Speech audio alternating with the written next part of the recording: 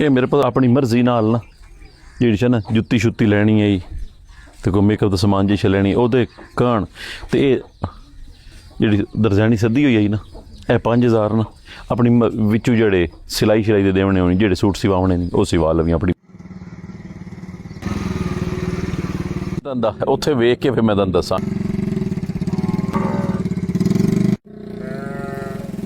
16 तारीख को इनकी शादी है।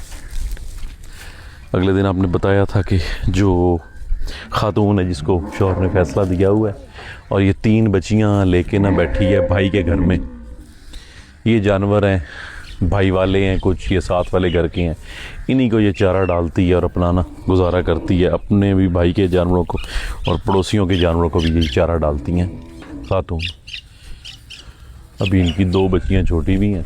बच्ची को थोड़ी सी सिलाई आती है, फिर हमने चेक करवाया एक खातून को भेज के तो उसको सिलाई आती है। फिर हमने कहा इसको ना सिलाई मशीन भी देनी है, हमने सिलाई मशीन भी ली है इसके जहेज़ में साथ।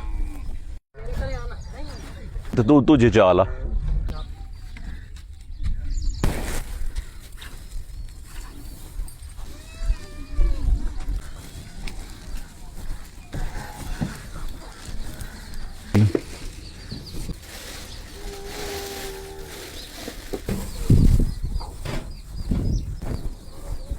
भाई साइड दे साइड भाई समझ नहीं तस्वीर बनाते बाहर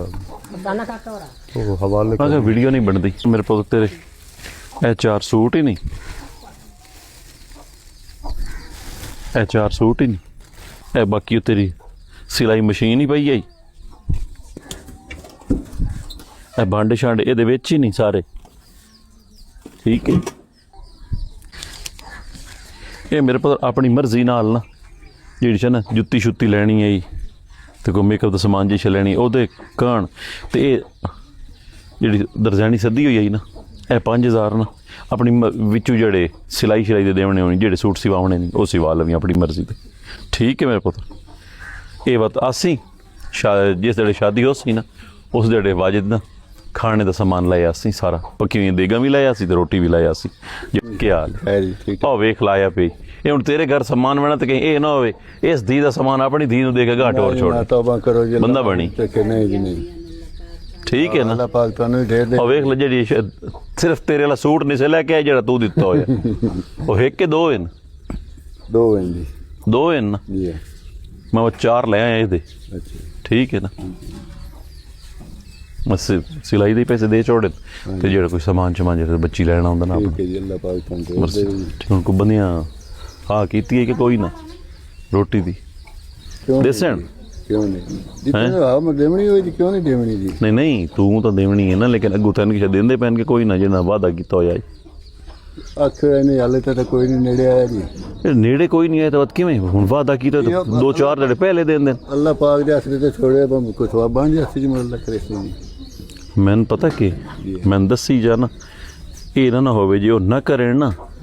तो एक होर च दवा करसा है ना वो गोश्त की बजाय करसा है चाहे 3 दिग्गा या 4 दिग्गा चावलों की कर छुटसा है बस सारे थोड़े चावल तो खा ले सन ये ना हो 2 दिग्गा ही तो बरतने नहीं सारे घर तो अद्धे खा वैसे अद्धे नाराज वैसे आपू मोड़ के कमा दे जो सारे चावल दे तो वो भी ढेर सारा जड़ा ना जी मसला बनता है जी। क्योंकि मैं इो देने ने इन्ह पैसे ना 30,000 जो मेरा होंगे ना हिसाब मैं रखे हुए 30,000 भावें तुम देगा पकवा लो तो भावें तुसा चावल पकवा लो बाकी तुम आप करना। मैं सारे दी दियाँ कण एको हिसाब रखे हुए ये नहीं ना गलत हो जाता काम। ठीक है वल्ला एमसी अर्श छोर के लगती गई छोर के लगती गई रिश्तेदार हैं रिश्तेदार मेरे साली दी मतलब दी जी साली दी थी चल ठीक हो।